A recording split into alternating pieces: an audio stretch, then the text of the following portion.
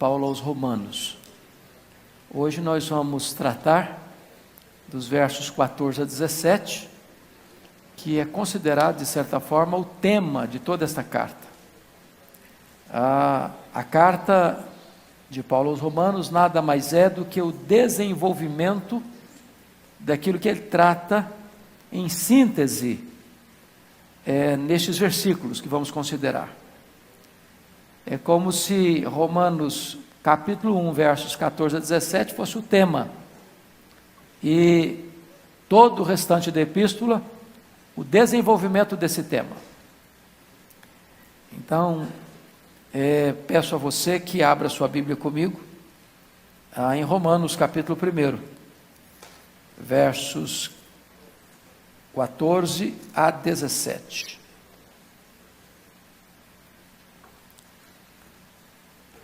Se a sua versão é atualizada, eu acho que sim, pelo menos da vasta maioria aqui, você pode fazer essa leitura comigo. Romanos capítulo 1, 14 a 17. Vamos juntos? Pois sou devedor, tanto a gregos como a bárbaros, tanto a sábios como a ignorantes. Por isso, quanto está em mim, estou pronto a anunciar o Evangelho, também a vós outros em Roma. Pois não me envergonho do Evangelho, porque é o poder de Deus para a salvação de todo aquele que crê, primeiro do judeu e também do grego, visto que a justiça de Deus se revela no Evangelho, de fé em fé, como está escrito, o justo viverá por fé. Amém. Pois bem, nós vamos agora, baseados no texto lido, tratar de 3 assuntos. Primeiro, a necessidade de pregar o Evangelho. Segundo, o poder do Evangelho. Terceiro, a eficácia do Evangelho. Dá para a gente recordar esses 3 pontos principais? Primeiro, a necessidade de pregar o Evangelho. Segundo, o poder do Evangelho. E terceiro, a eficácia do Evangelho. Vamos pedir a Deus que Ele nos ilumine então para o estudo. Senhor, nós dependemos do Teu Espírito, porque nós não temos condições de interpretar corretamente, nem de entender corretamente, nem mesmo de aplicar corretamente a Tua palavra, se o Teu Espírito não nos ajudar. Então, Deus, agora clareie a nossa mente, ilumine o nosso coração e dá-nos compreensão desta gloriosa verdade que vamos nesta manhã aqui tratar. Em nome de Jesus. Amém. Vamos então considerar o primeiro ponto que tratamos, que é a necessidade de pregar o Evangelho. E eu chamo a sua atenção para 3 declarações que Paulo faz no texto. A primeira delas está no versículo 14. Pois sou devedor, tanto a gregos como a bárbaros, tanto a sábios como a ignorantes. Ele está tratando aqui de uma universalidade do auditório dele. Gregos e bárbaros, sábios e ignorantes, são expressões de você usar todo tipo de gente, todos os povos. Não importa o extrato social, não importa a raça. Eu, Paulo, diz ele, sou devedor em relação ao Evangelho. Agora, quando você fala na linguagem devedor, tem 2 maneiras de você ser devedor. Como é que você se torna devedor? É uma linguagem comercial, uma linguagem monetária, uma linguagem financeira. Sou devedor. Você é devedor quando você pega dinheiro emprestado de alguém, certo? Então, você pegou dinheiro emprestado, até você pagar, você é o quê? Devedor. Mas há uma segunda maneira de você ser devedor. Imagine que você é o João. Aí o José entrega R$1.000 nas suas mãos, você, João, para entregar ao Manuel. O José entregou para você, João, R$1.000 para você entregar para o Manuel. Enquanto você não entregar este valor ao Manuel, você é devedor do José, que confiou a você esse valor para ser entregue. É nesse sentido que Paulo diz que nós somos devedores. Quem confiou o evangelho para ele? O próprio Senhor Jesus. Ele é o depositário desse conteúdo, o evangelho, com um compromisso. Qual o compromisso? Passar para frente esse evangelho. Para quem? Para todos. Para todos. Sem exceção, sem exceção, para todos.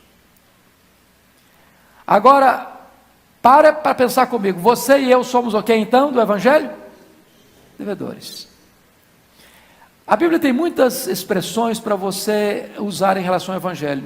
Paulo, por exemplo, escreve a sua segunda carta a Timóteo, que nós consideramos aqui no primeiro culto da manhã, que você deve guardar este evangelho, guardar o bom depósito. Você deve sofrer por esse evangelho, você deve permanecer nesse evangelho, e você deve pregar este evangelho. Às vezes nós imaginamos que só conhecer e guardar já está bom. É nosso, desculpa da expressão, e ninguém tasca. Não é verdade que muitos crentes têm essa postura? 95% dos crentes, segundo o Instituto Moody, nunca levaram uma pessoa a Cristo, ou seja, receberam o evangelho e guardaram o evangelho. Reteram o evangelho. É tão bom que eu só quero para mim. Quando o apóstolo Paulo abre esta epístola, mostrando para nós que nós somos o quê? Devedores. Isso é muito importante entender. Então, se nós somos devedores, o que nós lemos ali nos princípios desta igreja é verdade. Nós somos uma comunidade de quê? De missionários. Comunidade de missionários. Todo aquele que é chamado é enviado. Segunda declaração de Paulo está aí no versículo de número 14 agora. Aliás, versículo 15. Olha o que ele diz. Por isso, quanto está em mim, estou o quê? Pronto a fazer o quê? A anunciar o evangelho também a vós outros em Roma. Então, uma coisa é você ser devedor, outra coisa é você estar pronto. Você acha que tem caloteiro aí, ó, no mundo de hoje? O que é um caloteiro? É aquele que tem uma dívida e não paga. É difícil chamar crente de caloteiro, não é não? Mas se nós recebemos o evangelho, se nós temos o compromisso de passar o evangelho e não passamos, poderíamos ser chamados de caloteiros? Olha aí. Paulo diz que eu sou devedor, mas não só sou devedor, eu estou pronto.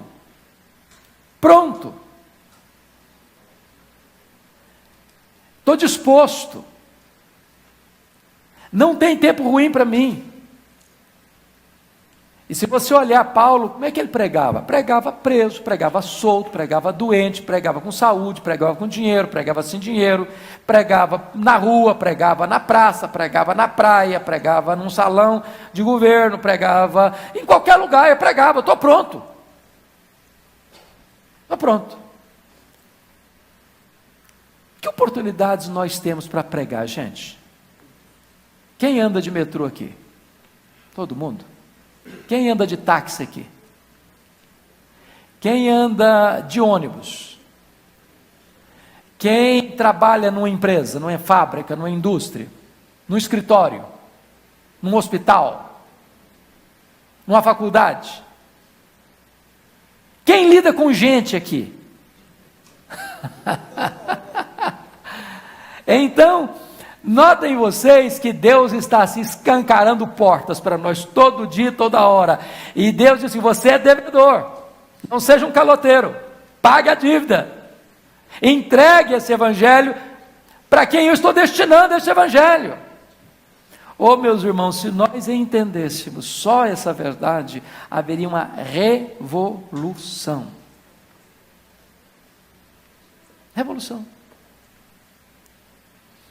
A gente pensa, anseia, deseja, trabalha tanto para o crescimento da igreja. Crescimento de igreja, irmãos, não é um programa.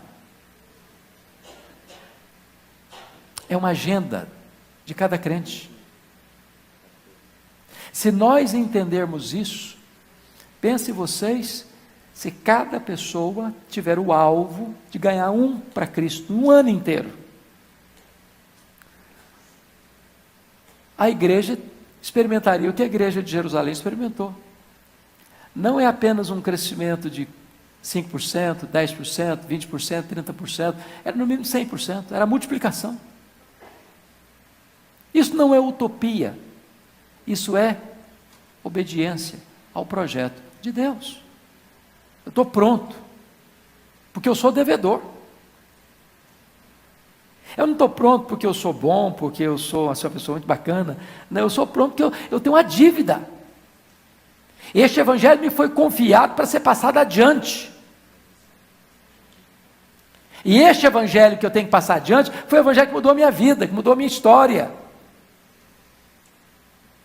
Então seria até um ato de ingratidão eu retê-lo. Mas qual é a terceira atitude de Paulo? Primeiro, sou devedor. Segundo, eu estou pronto. Terceiro, ele diz no verso 16 o quê? Eu não me envergonho. Eu não me envergonho. Quando você olha essa terceira atitude, sou devedor, estou pronto, não me envergonho, a gente pode pensar em três possibilidades. Há aqueles que são a vergonha do evangelho. Em vez de se envergonhar, eles são a vergonha do evangelho. Porque torcem o evangelho, porque comercializam o evangelho, porque usam o evangelho para se locupletarem, porque são caloteiros do evangelho e mercadejantes do evangelho também. E esses são a vergonha do evangelho. São pedras de tropeço, são escândalo, motivo de escândalo. Afastam as pessoas do evangelho pela sua postura. O segundo grupo são daqueles que se envergonham do evangelho. Eu diria os agentes secretos do reino de Deus. Aquele camarada que é crente, mas ninguém sabe, só Deus. Ele é crente, mas tem vergonha de dizer que é. Ele é salvo, mas ele quer jogar dos dois lados, agradar a gregos e troianos. Ele se conforma com o mundo, ama o mundo, é amigo do mundo. Agora, vamos pensar comigo uma coisa. Quando Paulo diz assim, eu não me envergonho do evangelho, teria ele motivos para se envergonhar? Do ponto de vista humano? Pense comigo em algumas coisas. Primeiro, humanamente falando, ele poderia ter motivos. Primeiro motivo, o evangelho estava ligado a um Messias judeu que foi pregado numa cruz, publicamente. E eu pergunto a vocês, quem era pregado numa cruz no Império Romano? Quem? Os marginais, os criminosos, os malfeitores, os bandidos, os ladrões, os assassinos, os transtornadores da ordem pública, a pior espécie da sociedade. O estigma do evangelho é que ele está ligado inalienavelmente a um Messias que foi pregado publicamente numa cruz. E quando Paulo escreve a sua primeira carta aos Coríntios, ele diz que a cruz era o quê? Escândalo para uns e loucura para outros. Então o evangelho não era uma coisa assim, arrancava aplausos, não, ele provocava um sentimento de escândalo e loucura para algumas pessoas. Segundo, por que razão Paulo poderia ter a vergonha do evangelho? Porque os sábios da época, Paulo diz isso em 1 Coríntios capítulo 1, olhavam para o evangelho ligado à cruz e ficavam chocados, escandalizados. Isso feria o orgulho, a altivez, a presunção dos sábios e poderosos deste século. E ainda hoje fere, irmãos. Nada fere mais a soberba humana do que o evangelho. O evangelho reduz o homem a nada para depois oferecer-lhe a graça. Ninguém pode receber o evangelho de peito estufado. Ninguém. Ninguém chega para o evangelho, eu sou muito bom e parabéns para Deus porque Ele me amou, porque se Ele não tivesse me amado eu teria perdido enormemente, porque eu sou o cara. Não, o evangelho não começa assim. O evangelho bota você no seu devido lugar. Você é pecador, você está perdido, você está condenado, você está depravado, você está morto dos seus delitos e pecados, você está condenado pela lei, mas aí quando você não pode fazer mais nada por você, vem Deus graciosamente, poderosamente, milagrosamente e dá vida para você que estava morto, dá libertação para você que era escravo, dá salvação e perdão para você que estava condenado. Este é o evangelho. Ele golpeia o orgulho humano. Por que razões Paulo poderia estar envergonhado? Terceira razão, porque por causa desse evangelho, Paulo, pelo mundo afora, estava sendo aplaudido, recebendo medalhas de honra ao mérito, sendo recebido pelos governos do mundo como o grande benfeitor da humanidade. Era assim? Não. Por este evangelho, por onde ele passava, ele enfrentava a cadeia, açoite, apedrejamento. E conforme dissemos hoje no culto da manhã, por causa desse evangelho, ele fecha as cortinas da vida dele, condenado à morte, vai para o martírio. Então eu pergunto a você, quem hoje abraçaria uma causa dessa, com este sentimento de grandeza? Eu não me envergonho do evangelho. Por quê? Porque eu estou sendo açoitado, estou sendo preso, estou sendo apedrejado, estou sendo julgado como criminoso. Ué, mas você tem motivo de se orgulhar com um negócio desse? Eu não me envergonho do evangelho. Apesar disso, eu não me envergonho do evangelho. Agora, dito isso, eu gostaria que nós então entrássemos no segundo ponto, que é o poder do evangelho. Poder do evangelho. Veja comigo o versículo 16. Pois não me envergonho do evangelho, por quê? Porque é o poder de Deus para a salvação de todo aquele que crê, primeiro do judeu, também do grego. Mas antes de entrar no evangelho, talvez nós precisássemos fazer uma caminhada no contrário e dizer o que é que não é o evangelho. Vocês concordam comigo que esse termo evangelho hoje está confuso na cabeça do povo? O que é evangelho hoje? Liga a sua televisão. Passe para os programas evangélicos hoje. O que é evangelho hoje? Na cabeça de tanta gente. Primeiro então, vamos entender o que não é esse evangelho aqui. Primeiro, não é o evangelho da prosperidade.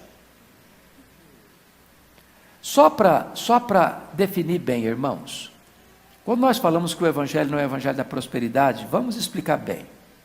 Tem dois extremos perigosos. Dois extremos. Não estamos dizendo com isso que o evangelho não traga prosperidade. Vocês concordam comigo, à luz da Bíblia, que o evangelho traz prosperidade? O camarada que gastava na bebida, agora não gasta mais com cachaça, com cerveja, com uísque. Cara que ia para os cassinos, não vai mais para cassino. O crente não vai para cassino. O crente vai para a igreja. O cara que fumava 3 carteiras de cigarro por dia não gasta mais com nicotina. Quem gastara com farra final de semana não gasta mais com farra. Então eu só gasto o dinheiro dele naquilo que é pão. Não gasta mais com vida promíscua. Então o evangelho leva o indivíduo ao trabalho, e ao trabalho honrado. O Evangelho promove a cultura, o conhecimento, a ciência, a academia, a instrução, ao avanço social. Então, onde o Evangelho chega, ele promove sim progresso e prosperidade. Isso é fato. Há um livreto, me falha agora a memória do autor, porque é um nome francês complicado e eu entendo muito pouco de francês, mas o nome do livro é Do Futuro dos Povos Católicos. Vale a pena você ler e entender que todas as nações que nasceram sob a égide do Evangelho foram nações prósperas, ricas, em todos os sentidos. Se as nações que foram plantadas com base no Evangelho estão se corrompendo hoje, não é por causa do Evangelho, é porque abandonaram o verdadeiro Evangelho. Onde o Evangelho chega, traz prosperidade.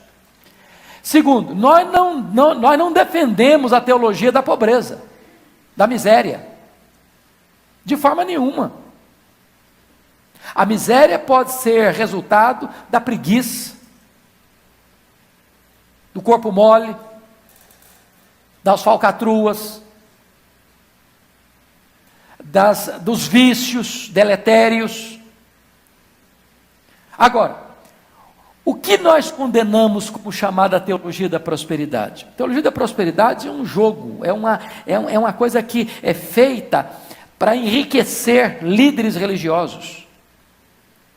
É uma cortina de fumaça para pegar o último centavo do bolso da pessoa e desviar esse dinheiro e esse recurso para religiosos inescrupulosos,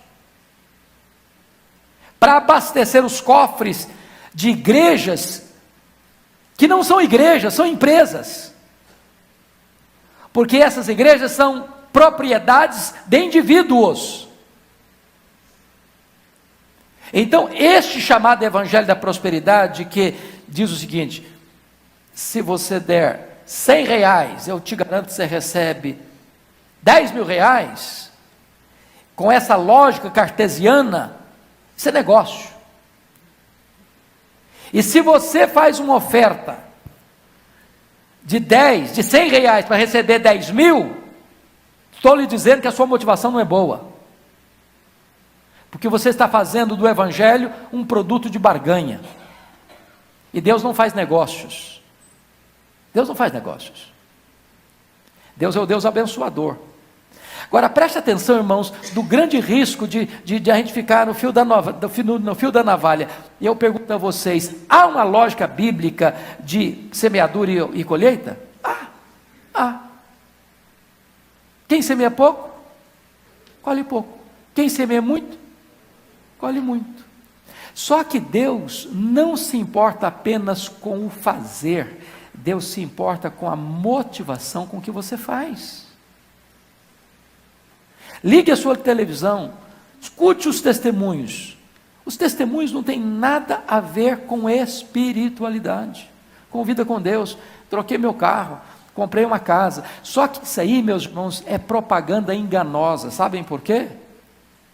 Porque não falam daqueles que deram tudo por constrangimento, por indução, e ficaram à míngua, que é a vasta maioria dessas pessoas, ludibriando as pessoas em nome de Deus, para se autolocupletarem. Nós não podemos entender que este é o Evangelho que Paulo está falando aqui.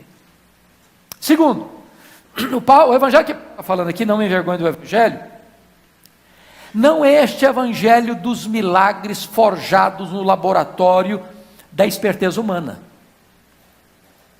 Porque se você ligar a sua televisão também, hoje a gente é agregar demais, vocês não acham não? Vocês não desconfiam não? Tem muita coisa que é dita com milagre hoje, irmãos, que não passa de propaganda. É triste esse mercado religioso. É perverso esse mercado religioso. É ludibriador esse mercado religioso, que fabrica milagres para atrair gente e enganar as pessoas. Com isso, não estamos dizendo que descremos de que Deus faça milagres. Que quem faz milagre é Deus. E Ele não podia pedir permissão nem para você, nem para mim para fazer. Ele faz quando Ele quer, onde Ele quer, da forma que Ele quer, para o louvor da sua glória.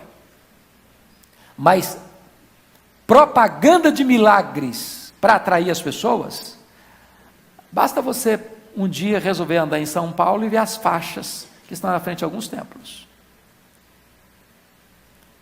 As promessas de milagres, de curas, de libertação, disso, daquilo, daquilo outro. Então não basta só as plaquetinhas nas árvores dos pais de santos, mães de santos, dos gurus, que dizem: se você der tanto, ou ligar para tanto, vou amarrar o amor para você. Já pensou um negócio desse? O cara está apaixonado, a mulher não quer saber dele, o rapaz não quer saber dela, vai lá, paga uma cartomante, sei das quantas, e aí o cara amarra a pessoa e tem gente que ainda cai nessa enrascada. E ainda que aconteça, porque o diabo às vezes age, vocês sabem disso, o que o diabo dá, ele toma, ele não tem nada para dar, ele só tem para tirar porque ele é ladrão.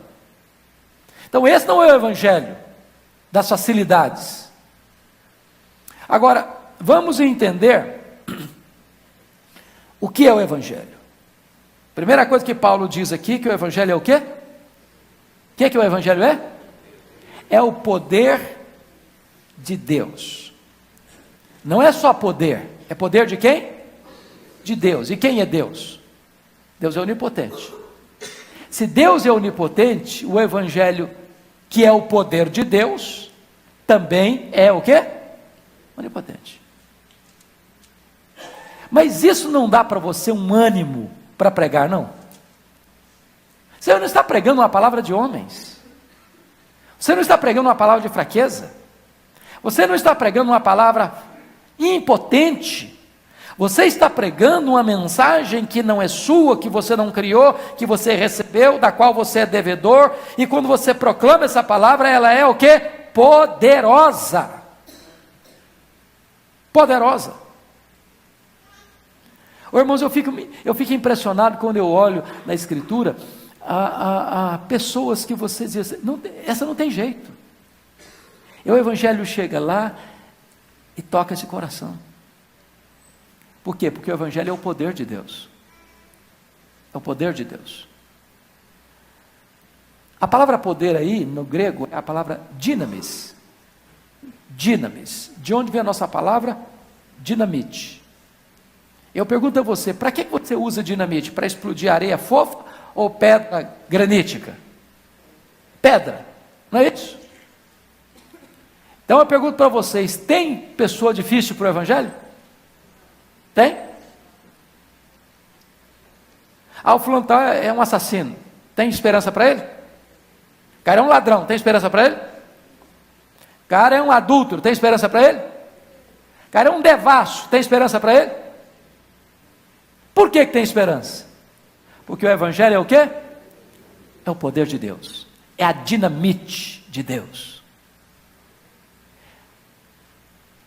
Prestem bem atenção nisso. Isso deve nos dar encorajamento diante do Evangelho. Ele é o poder de Deus.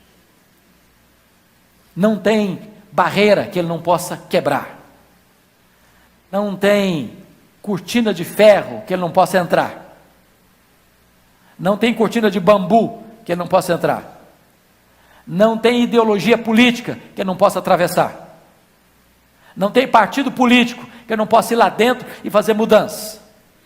Não tem grade de cadeia que ele não possa ir lá dentro e alcançar. Isso é maravilhoso. Eu estava participando de um encontro de livreiros no Rio de Janeiro, na livraria Betânia, isso há alguns anos, quando eu escrevi meu primeiro livreto. E eu fiquei tão feliz de ouvir um testemunho. Aquela livraria estava abrindo aquele dia para atender aos colportores. Vocês conhecem essa palavra, colportor? Não?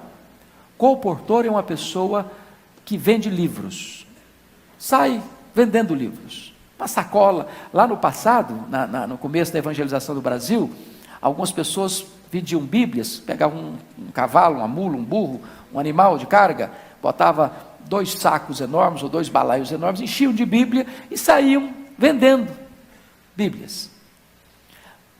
Se eu não souber voltar aqui, que posso me esquecer, abra um parênteses aqui. Há um livro do Miguel Riso, foi um pastor muito conhecido aqui em São Paulo, que Deus já levou para si, escreveu um livro chamado Sozinha.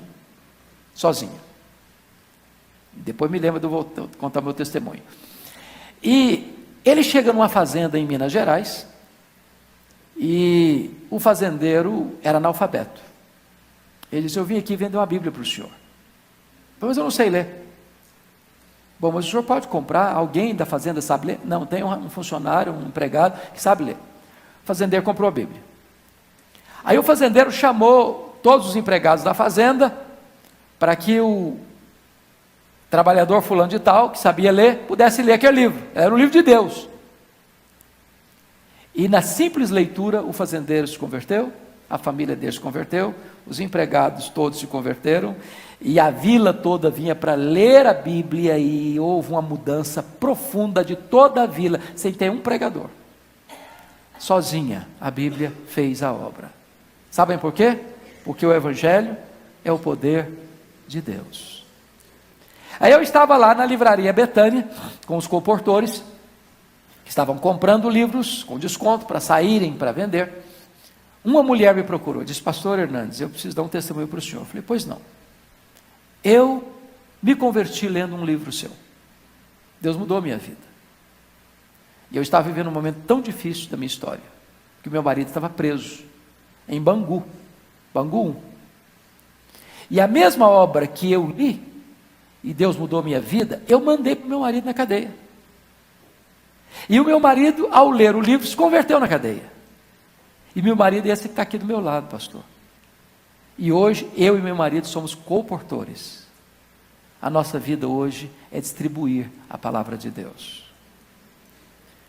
É tão bom você saber que o Evangelho é o poder de Deus para a salvação. Porque quando você fala em dinamite, você fala de uma bomba explosiva, certo? E hoje nós temos bombas muito mais poderosas do que dinamite. Temos a bomba atômica, por exemplo. Quem se lembra de Hiroshima e Nagasaki? Da devastação. Mas se há força e poder que destrói, que mata, que devasta, que arrasa, o Evangelho é o poder de Deus para quê? Para salvação. Não é uma dinamite que destrói, é uma dinamite que constrói, que liberta, que salva. Meus irmãos, a esperança do mundo é o Evangelho. Vocês honestamente acreditam que a solução do Brasil está num partido político? Está faltando um partido político com uma ideologia boa, com uma plataforma de governo bom, com uma filosofia de governo. Vocês acham que a solução está nisso? Vocês acham que a solução do Brasil está num líder messiânico? Não, eu vou resolver o problema do Brasil? Vocês acham que a solução do Brasil está não, está tudo errado, agora o negócio é o seguinte, não tem mais fronteira, agora entre homem e mulher, não sabe se é homem, se é mulher, a mulher vira homem vira mulher, e o homem casa com homem, mulher casa com mulher, essa é a solução do Brasil?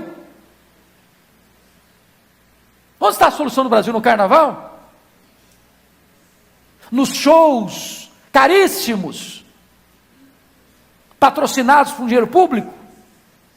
Onde os roqueiros do mundo vêm e insuflam a massa à loucura? Essa é a solução do Brasil? Onde está a solução do Brasil? Nas seitas heréticas, nos exploradores da fé, nos camelôs da fé? Não, a esperança do Brasil está no Evangelho. O Evangelho. E Paulo diz: eu não me envergonho do Evangelho, porque ele é o quê? Poder de Deus para quê? Para salvação. Louvado seja Deus. Agora, isso significa outra coisa. Significa que não há salvação fora do Evangelho. Não há salvação fora do Evangelho.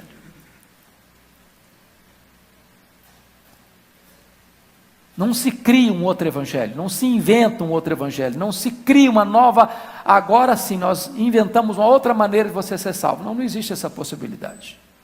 É só o evangelho. Agora, notem comigo, que se o evangelho é o único que tem poder para salvar, e se ele salva a todos sem acepção, o evangelho não salva a todos sem exceção. Fui claro ou não? Deixa eu falar de novo. O evangelho é o poder de Deus para a salvação de todos sem acepção. Mas o evangelho não é o poder de Deus para a salvação de todos sem exceção. Como assim? Há uma limitação. Há uma limitação. Porque o versículo termina assim: o evangelho é o poder de Deus para a salvação de quem? De todo aquele que crê. E nós poderíamos acrescentar outra frase que não está aí, mas é lógico. E só daquele que crê. Agora notem que a limitação não está no evangelho. Ele é o poder de salvação. Mas apenas para aqueles que creem. Então o evangelho não é o poder de Deus para a salvação do incrédulo. Não. O evangelho não é o poder de Deus para a salvação do ateu. Não. O evangelho não é o poder de Deus para a salvação do agnóstico. Não. O evangelho não é o poder de Deus para a salvação do místico, do sincrético, do esotérico. Não. O evangelho não é o poder de Deus para a salvação daquele que abraça um outro evangelho, na linguagem de Paulo aos Gálatas, outro diferente, outro de outra natureza, com outro conteúdo. Não. O evangelho é o poder de Deus para a salvação apenas dos que creem. Isso é muito importante entender. A pergunta é: você creu? E agora eu preciso perguntar: mas o que é crer? O que é crer? Primeiro, crer implica num assentimento intelectual. Você não crê em algo que você não conhece. Você não sabe. É por isso que a pregação é endereçada à sua mente. Você precisa entender o evangelho. A mensagem da cruz precisa ser entendida, compreendida. Deus não despoja você do seu cérebro para você crer. Essa mensagem não é irracional. Ela é lógica. Ela apela ao seu entendimento, à sua compreensão. Jesus é um personagem histórico. Ele não é uma lenda. A Bíblia não é um livro mágico. A Bíblia é um livro para ser lido, interpretado, entendido e aplicado e pregado. Então, quando você fala crer, a primeira coisa é isso: você precisa da razão da sua fé, você precisa entender. É por isso que a gente tem escola bíblica dominical, para estudar. É por isso que é um desafio na palavra de Deus: crescer antes no conhecimento e mais o quê? E na graça do Senhor Jesus. Não é conhecer para você ficar soberbo, porque quem fica soberbo por conhecer ainda não conheceu. Porque as pessoas que mais conhecem são aquelas que mais têm consciência de que pouco sabem. Eu não sei quanto a você, eu tenho muita dificuldade de uma pessoa chegar e começar a arrastar, desculpa da expressão, arrastar papo. Conhece gente assim, que fica arrotando conhecimento? Eu sei, eu sou o cara. Quando você conversar com uma pessoa assim, eu conheço Bíblia de capa a capa, você pode saber que ele não sabe nem João 3,16. sabe. Que a pessoa que sabe um pouquinho, ela é humilde. Paulo diz lá em 1 Coríntios 8, o saber ensoberbece. Então os que sabem, não ficam tocando trombeta. Mas é preciso saber em quem você tem crido. Eu sei em quem eu tenho crido. Então, crer passa pelo seu entendimento. O que é crer? O Evangelho é o poder de Deus para a salvação de quem? De todo aquele que crê. Segundo, crer significa confiar. Confiar. Porque só assentimento intelectual não é fé. Quem acha que Dom Pedro I existiu? Levanta a mão. Quem acha que ele existiu? Foi um personagem histórico. Acham isso mesmo? Tem certeza? Vocês não viram? Vocês conviveram com ele? Como é que vocês sabem? Hã?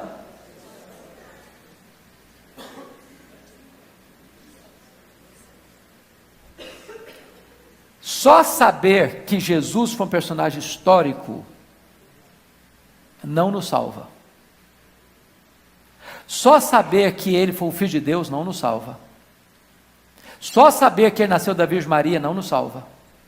Só saber que ele padeceu sob o poder de Pôncio Pilatos não nos salva. Só saber que ele foi pregado na cruz não nos salva.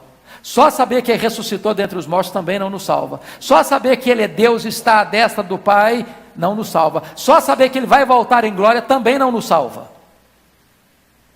Isso é conhecimento. Isso é assentimento intelectual apenas. O que é fé? É mais do que isso. Fé é quando você sabe que este que é personagem histórico, Jesus de Nazaré, morreu por você, pelos seus pecados, ressuscitou, e ele morreu no seu lugar, em seu favor, e você crê nele, confia nele, acredita nele, e põe toda a sua confiança nele como seu Salvador e Senhor. Isso é fé.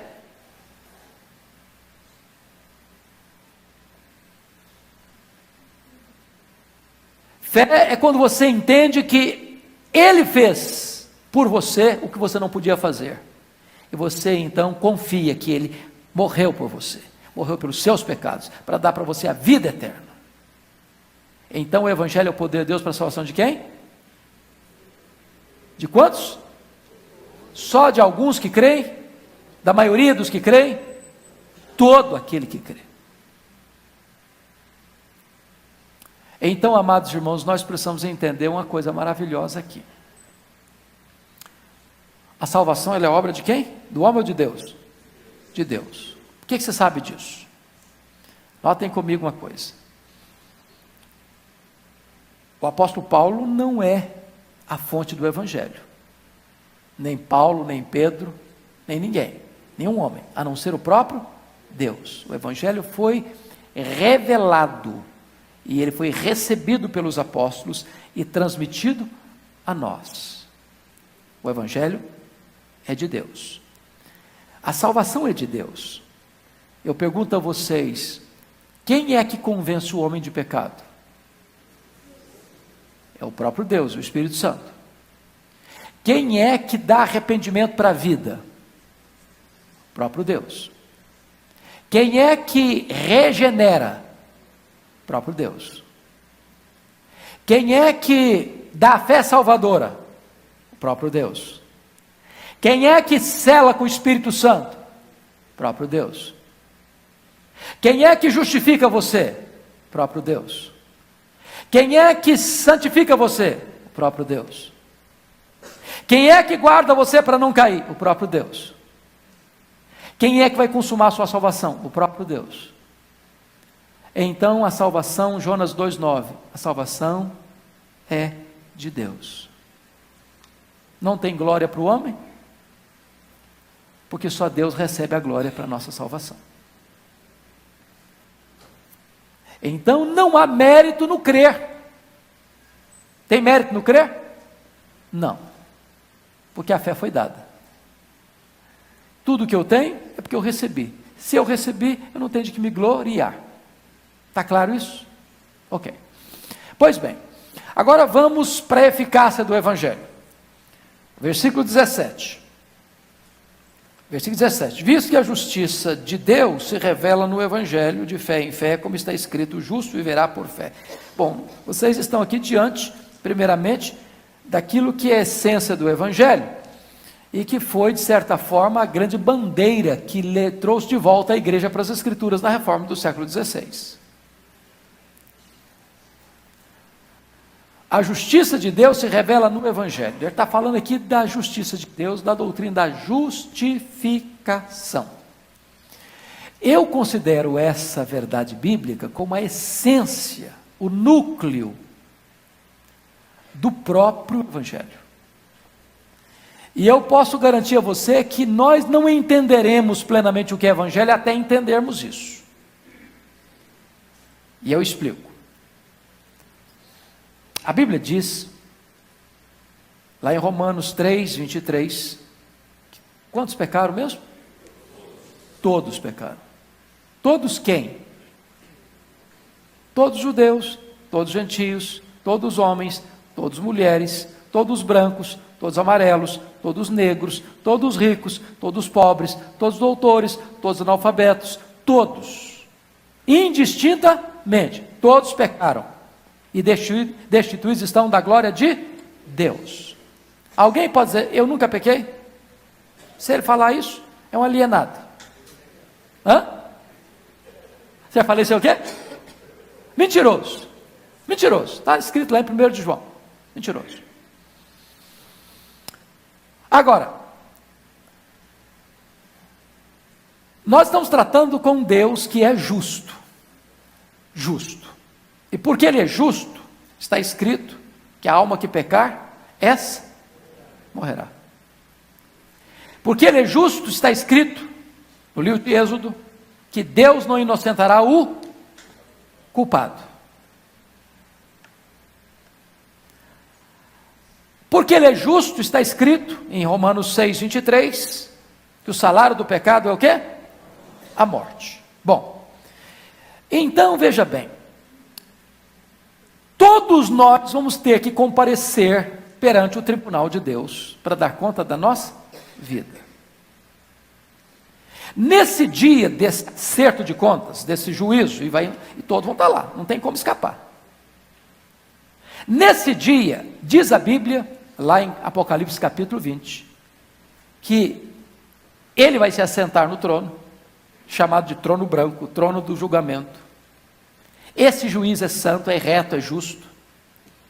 E nesse dia os livros vão ser abertos. Que livros? Os anais do tribunal. Que crimes vão estar lá? Que nós cometemos?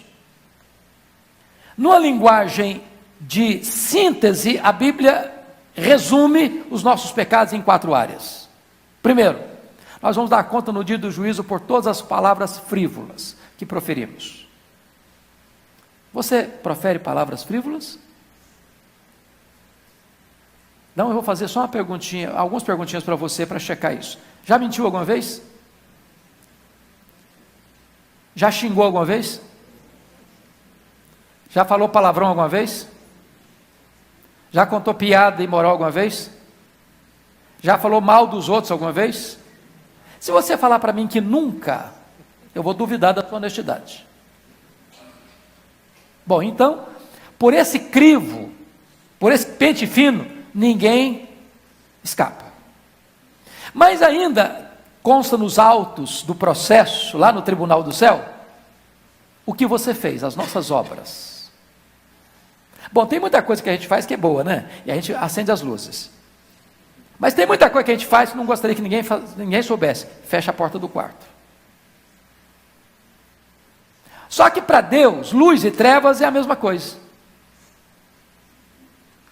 Então o que você fez? Que seu pai não viu, sua mãe não viu, seu marido não viu, sua mulher não viu, seus pais não viram, seu namorado não viu, sua namorada não viu, seu noivo não viu, sua noiva não viu, seu sogro não viu, sua sogra não viu, seu vizinho não viu, sua igreja não viu, seus amigos não viram, a lei não viu, Deus viu. Pronto, não adianta. Você está encrencado. Está encrencado. terceiro elemento que vai constar nos anais: o que você deixou de fazer, sua omissão. Você acha que você deixa de fazer coisa boa? A Bíblia sabe que deve fazer o bem e não faz.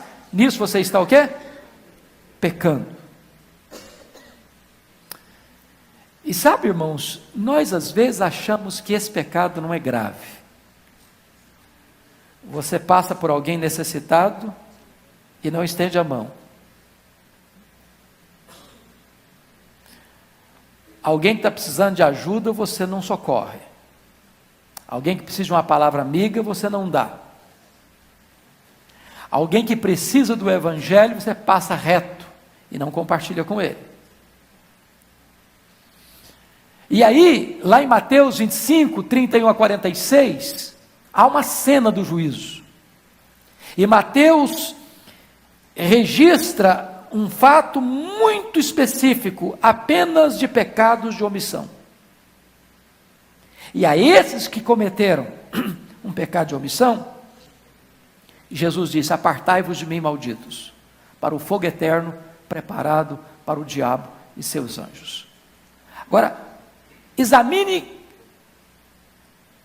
honestamente a sua consciência e pergunte assim: eu já cometi algum pecado de omissão? Se você falar para mim que nunca, vou duvidar de novo da sua honestidade. Mas o que é mais grave, e extremamente grave, é que nos anais do tribunal de Deus, vamos ser julgados por um item que nenhum tribunal da terra tem competência de julgar, chamado de foro íntimo. O que é foro íntimo? Eu pergunto ao senhor: algum juiz, por mais ínclito que seja, é capaz de julgar um réu por aquilo que ele está sentindo? É possível? Impossível, absolutamente impossível. Eu vou julgar você culpado, que eu sei que você está sentindo isso e isso, está passando pela sua cabeça. Nenhum juiz tem essa competência, nenhum tribunal da terra tem essa competência. Mas o tribunal de Deus julga foro íntimo. A Bíblia diz que Deus vai julgar o segredo do coração dos homens. Eu não sei se vocês já pararam para perceber essa verdade. Quando Paulo escreveu Romanos, e nós vamos chegar lá no capítulo 7, que é um dos capítulos mais densos da carta, capítulo 7, Romanos, ele disse que só compreendeu que de fato ele era pecador por causa do 10º mandamento da lei. Quem lembra qual é o 10º mandamento do decálogo? Não cobiçarás. Os 9 primeiros mandamentos são objetivos. O 10º é subjetivo, é foro íntimo. Quais são os 9 primeiros? Não terás outros deuses, não farás imagens de escultura, não tomarás o nome do Senhor teu Deus em vão, guarda o dia do sábado, honra teu pai e tua mãe, não matarás, não adulterarás, não furtarás, não dirás falso testemunho. Qualquer tribunal da terra pode olhar, legislar, julgar os 9 primeiros mandamentos. O 10º não, o 10º é subjetivo. Não cobiçarás. Você pode ter uma auréola de santidade na cabeça e um coração podre. Só Deus está vendo. Agora, eu pergunto para você: quem escapa desse pente fino de Deus? Agora, você já perguntou quantos pensamentos passam pela sua cabeça? Dizem os psicólogos que passam em torno de 10.000 por dia. Tem dia que passa mais, não passa não? Tem dia que a sua cabeça está assim, uma tempestade, é raio para todo lado.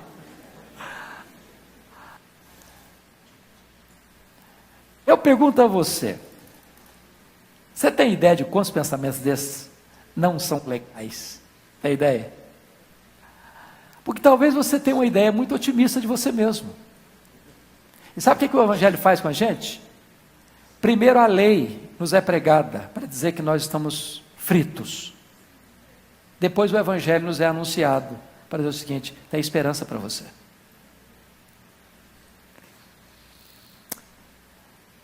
Uma das maneiras mais simples de você entender quão pecador você é, porque você vai estar no tribunal de Deus para dar conta, é imaginar o seguinte: Pense que você seja uma pessoa assim, muito acima da média. Pense que você seja a melhor pessoa da cidade de São Paulo. Pense que você seja a melhor pessoa do estado de São Paulo. Pense que você seja a melhor pessoa do Brasil. Vocês não estão pensando em ninguém, claro. Só em vocês, por enquanto. Pensem que vocês sejam a melhor pessoa da América Latina. Pense que vocês sejam a melhor pessoa dos continentes americanos. Pense que vocês sejam a melhor pessoa do mundo. Agora vamos pensar mais. Pense que você não peque nenhuma vez durante o dia inteiro, nem por palavras, nem por omissão, nem por ação. E na área dos pensamentos, se tem 10 mil por dia, vamos imaginar que você só teve 3 pensamentos pecaminosos no dia inteiro. Teve 9.997 pensamentos bons. Você já seria quase um anjo ambulante. Mas se você tiver 3 pecados por dia, no final de um mês, quantos pecados você terá? 90. E no final de um ano, quem é bom de matemática aí? 90 vezes 12. Quem é bom de matemática? Me ajude. 1.000 e quanto? 1.080. 1.080. Vamos arredondar para 1.000 para baixar um pouquinho? Melhorar mais a sua condição? Se eu tivesse só 3 pecados por dia, eu estaria hoje com 59 mil pecados. Agora pense comigo o que é um réu chegar no tribunal de um reto juiz, com 59 mil transgressões da lei. E não tem jeito de habeas corpus lá não.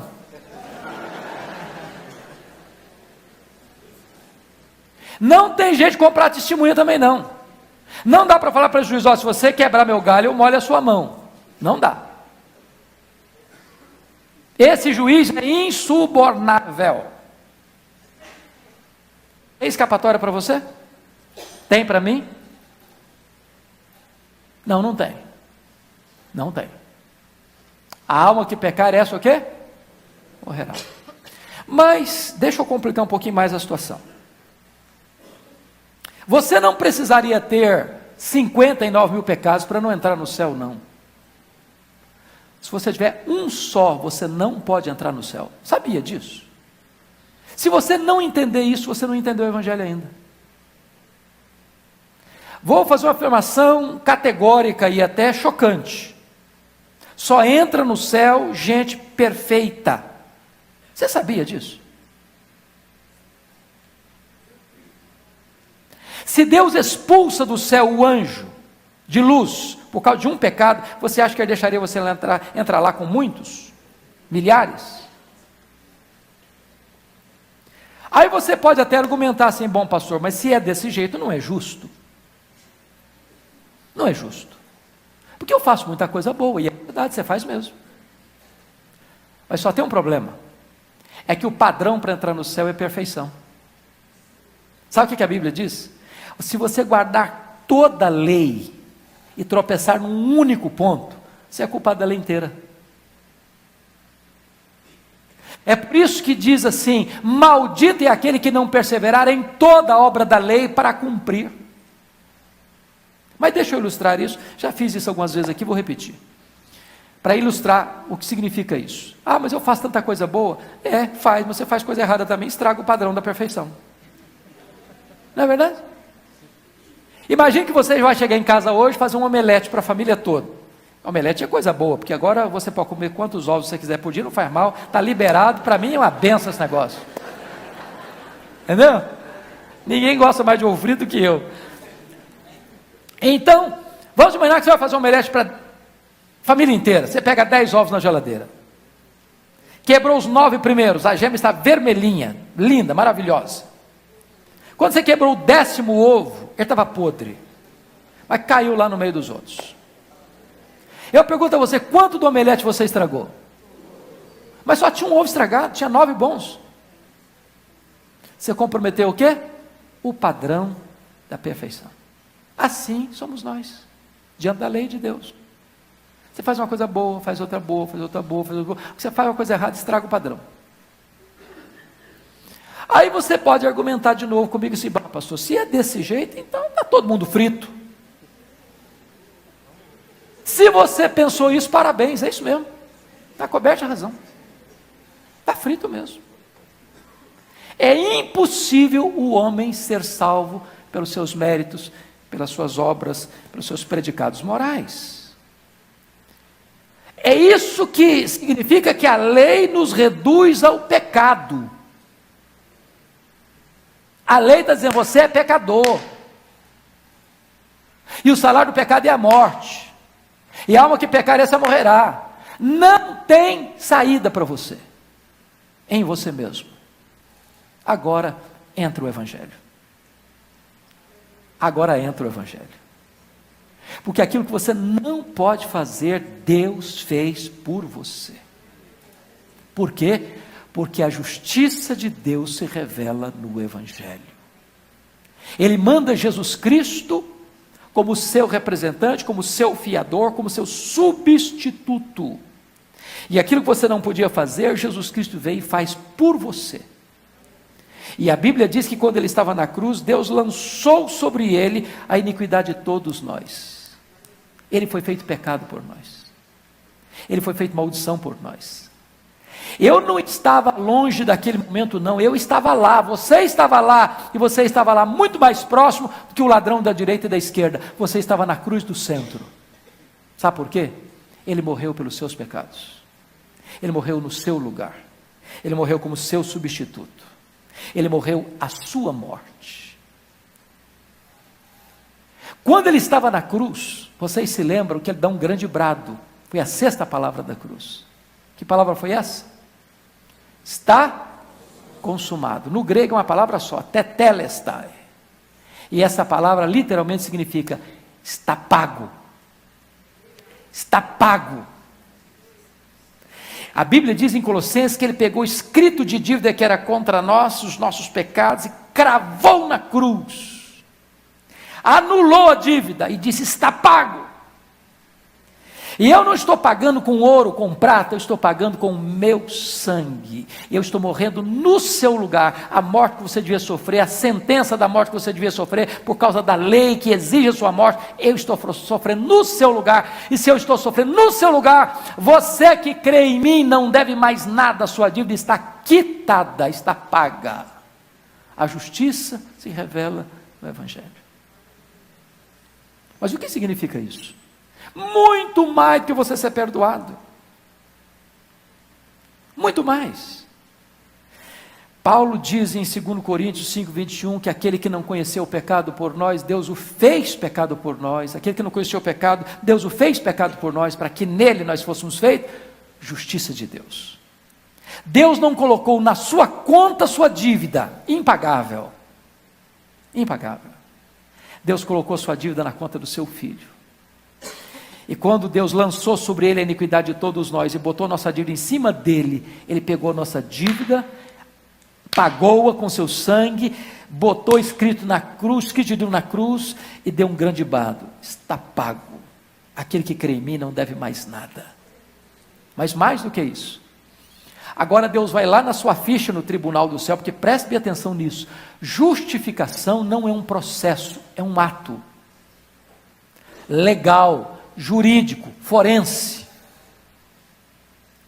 É um ato onde Deus vem e declara a você que creu no seu filho, isenta de culpa. Você não tem mais dívida, a sua dívida foi quitada, foi paga por outro alguém que entrou no mundo como seu representante, fiador e substituto. E naquele momento, mais uma coisa acontece gloriosa.